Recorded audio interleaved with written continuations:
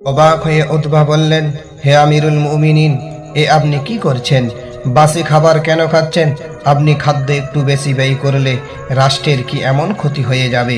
খলিফা জবাব দিলেন, হে উতবা, তুমি কি আমাকে ইহজীবনের সুখ ভোগবিলাসের জন্য অনুপ্রাণিত করছো? উতবা বললেন, না, আল্লাহর দেওয়া সম্মান এবং মর্যাদার জন্যই আপনি সুখ ভোগবিলাসের ন্যায্য অধিকারী। খলিফা তাকে বললেন, আমি জাতির আমানতদার, আমানত রক্ষা করাই আমার কাজ। কারো আমানত খেয়ানত করার অধিকার আমার নেই।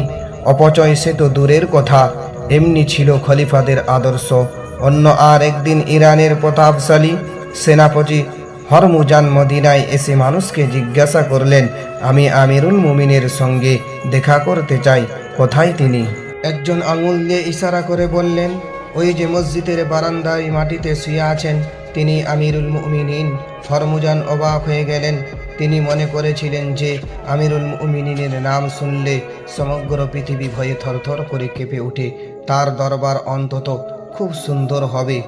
তিনি খলিফার সাথে সাক্ষাৎ করার জন্য ইরান থেকে এসেছেন। মদিনায় প্রবেশ করে তিনি দেখলেন যে আমিরুল মুমিনিন মাটির উপরে শুয়ে আছেন। এর নাম হলো হযরত উমর।